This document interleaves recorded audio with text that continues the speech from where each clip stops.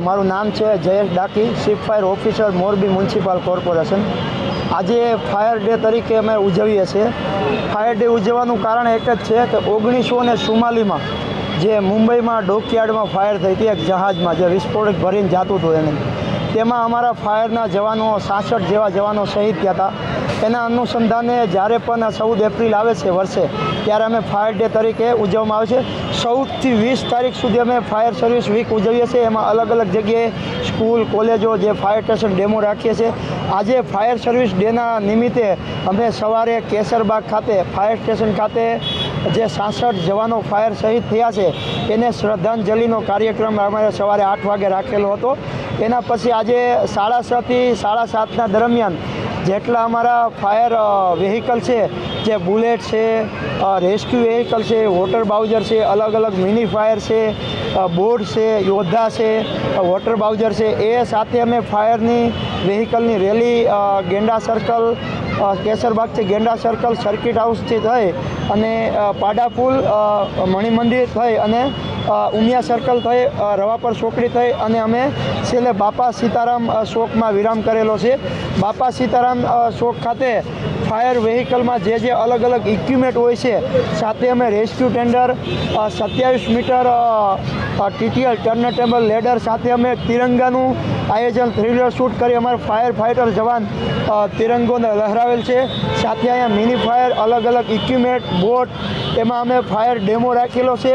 આ મિનિમમ જ્યાં સુધી પબ્લિક આવશે ત્યાં સુધી અમે કન્ટિન્યુ આને ચાલુ રાખશે। આ ડેમો રાખવાનું કારણ કે મોરબીની પબ્લિક આ ઇક્વિપમેન્ટ, અલગ અલગ વ્હીકલ, જે અત્યાધુનિક સાધનો છે એ જોવે, જાણે।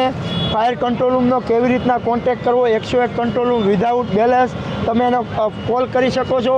એની emergency rescue call, fire call, કોઈ વ્હીકલ એક્સિડન્ટ, કોઈ લિફ્ટમાં ફસાઈ જાય, કોઈ પાણીમાં ફસાઈ જાય, અથવા તો કોઈ ડૂબી ગયું હોય, કોઈ પણ એની ઇમરજન્સીમાં અમારો કંટ્રોલ રૂમનો કોન્ટેક્ટ કરી શકે છે। 101 કંટ્રોલ રૂમ અમારા કોન્ટેક્ટ જે કેસરબાગ ખાતે હાલ ફાયર સ્ટેશન છે તેનો કોન્ટેક્ટ નંબર છે। હાલે જ અમે અત્યારે 5 ફાયર સ્ટેશનનું ઉદ્ઘાટન થયેલું છે। એમાં અમારે જે જૂનું ફાયર સ્ટેશન હતું સુધારા શેરીમાં, પહેલું ફાયર સ્ટેશન એ બની રહ્યું છે। બીજું સર્કિટ હાઉસ ખાતે મોડેલ ફાયર સ્ટેશન બની રહ્યું છે જે જિલ્લાને કવર કરશે। ત્રીજું SP રોડ ખાતે ફાયર સ્ટેશન બની રહ્યું છે। ચોથું અમરેલી ખાતે ડેમ પાસે જે રેસ્ક્યુના બનાવ બનતા હોય ત્યાં ફાયર સ્ટેશન બનેલું છે। રાજકોટ રોડ ઉપર એક્સિડન્ટના કોલ બને ત્યાં અમારે સનાળા ફાયર સ્ટેશન બની રહ્યું છે। આના સિવાય અમે અત્યારે નવા ફાયર સ્ટેશન 2 મિની ફાયર આવેલા છે।